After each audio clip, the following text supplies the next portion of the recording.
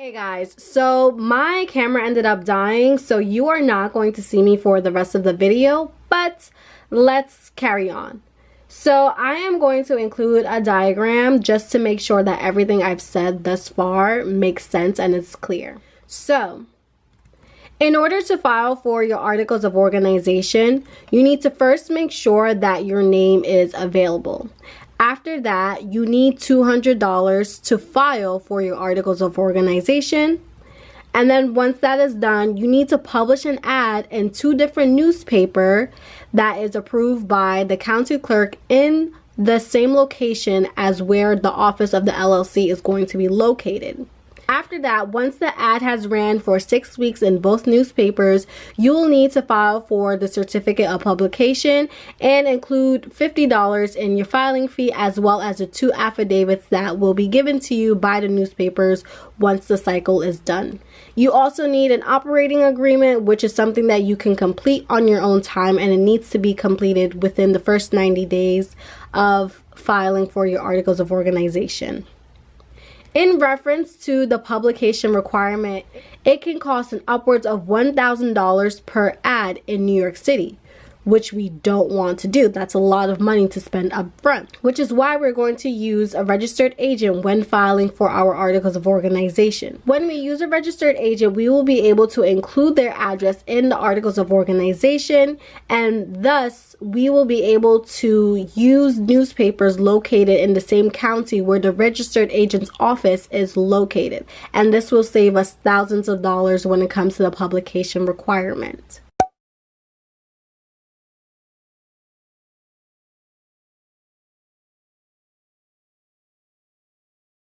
The last thing I do want to mention before we do go ahead with the process of filing for our articles of organization is that you might want to consider getting a virtual business address. Your articles of organization is a public document, and if you feel comfortable using your home address, by all means, go ahead. It's very convenient and it's free. But this goes back to the image of professionalism I mentioned. When you reach out to different title companies or to anybody just in general, having a business address makes you look more professional, and also later down the line it can help you when applying for a line of credit with banks because they also want to see that you are a legit business. I connected with a company in my area that allows me to use their address as my business address for mailing purposes and to put on my documents. Additionally, I also have access to their office space, which is convenient, so when things slow down with the loan signings, towards the beginning of the month, I can advertise my services for general notary work and schedule all my appointments on one day. That way I pay like $20 for a day pass and have all my clients come to me instead of having to travel to different locations. So this is another option that you may want to consider. I doubt you want people showing up to your home for general notary work, but again, do what works best for you.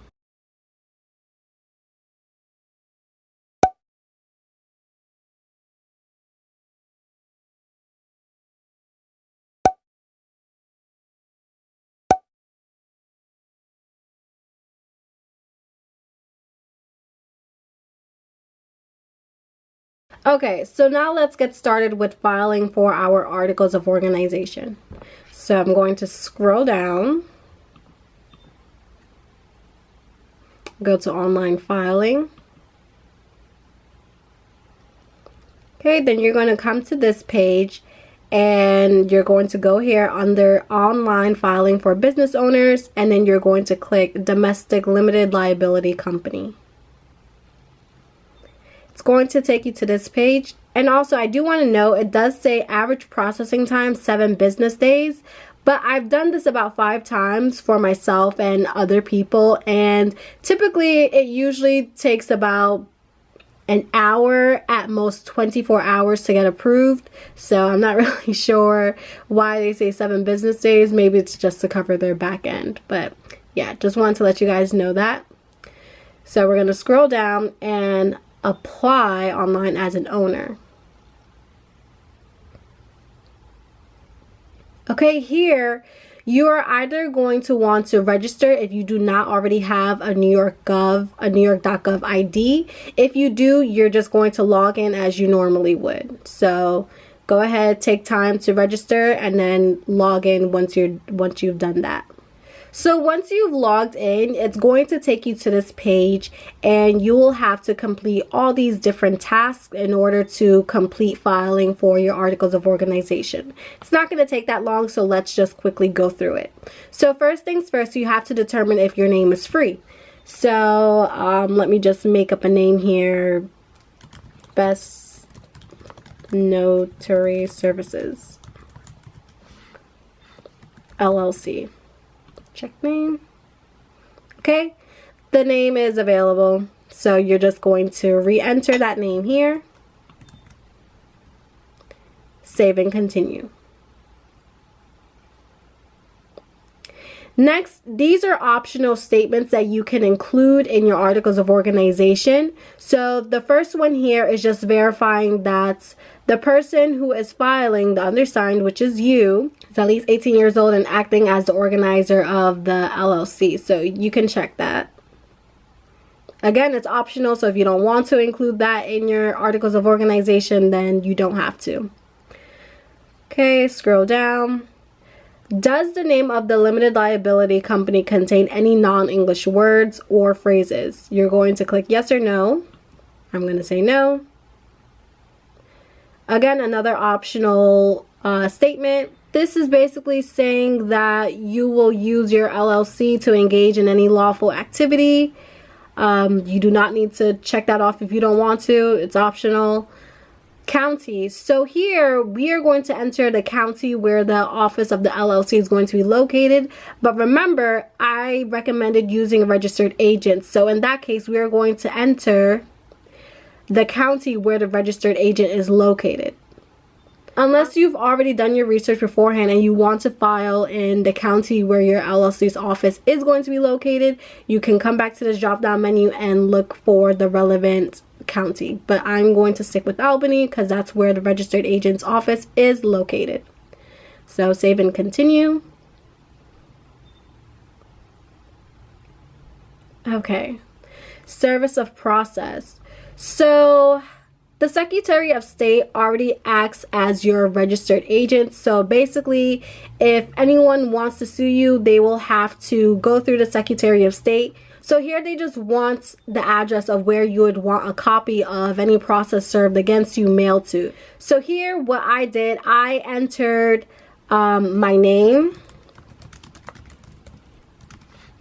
as well as my virtual business address.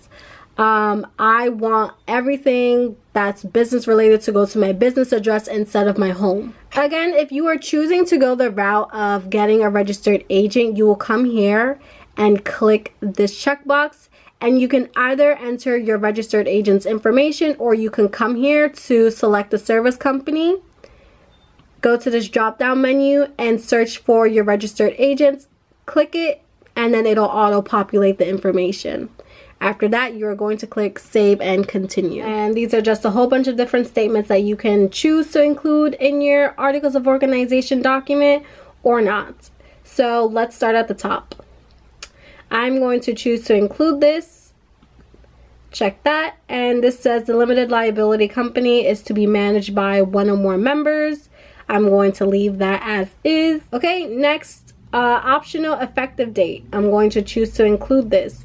So upon approval of my articles of organization by the Department of State, that's when the limited liability shall come into existence. So I'm going to leave that as well. Optional dissolution date. I'm going to choose this first option. Again, the limited liability company shall have a perpetual existence. Sometimes some people may choose this option to have the company dissolved at certain dates, but we do not want that, so I'm going to leave this checked. Optional liability statement.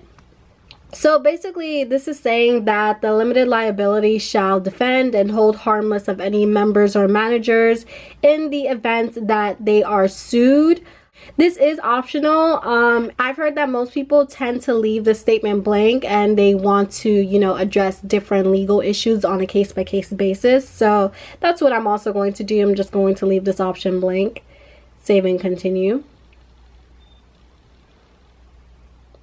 So here you want to enter your name because you are the organizer. So I'm going to go ahead and do that.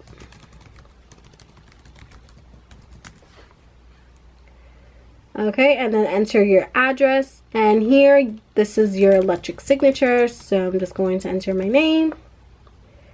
Okay, capacity of the signer, organizer, save and continue.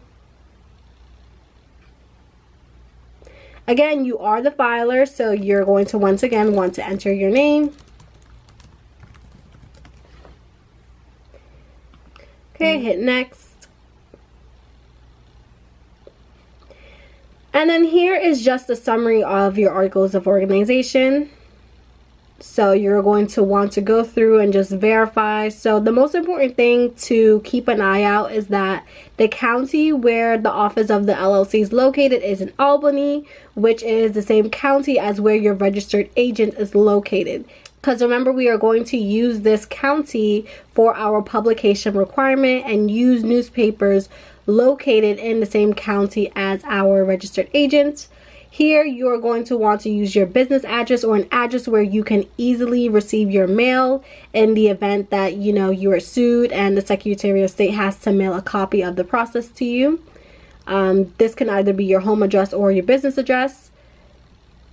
Okay, then we are going to go through. Okay. And that's pretty much it. So then you're going to go down, proceed. Additional services. So basically, you know, they can send you a certified copy, a certificate of existence, all these different things, a plain copy. I think the certified copy comes with like an emblem or something. I personally feel like it's a waste because it takes months for them to mail it out to you, and I really don't see the point because you are going to get an email of your articles of organization. So I don't know, but you know, if this is something that you want, they have these additional services. So proceed. Payment. So this is where you would pay the $200, and this is actually where I'm going to stop the process because obviously I don't want to pay for a new article of organization. But once you've paid the $200, you're going to go to this step, the completed step, and that's where you will receive an email of your articles of organization, and that completes the process. Very straightforward, not much to it in all honesty.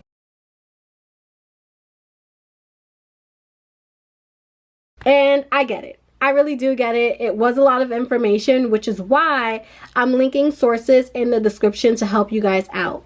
I did skip over a few things for the sake of not making this video too long. So if I went too fast and some things got a little confusing, there is a blog that I will be linking in the description box, which breaks down everything I spoke about in more details, and they explain things very, very clearly.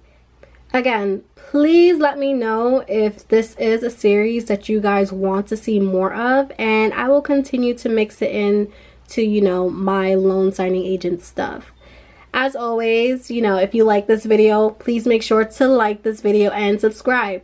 Doing so exposes my content to people who have the exact same questions as you. I'll catch you guys in the next one.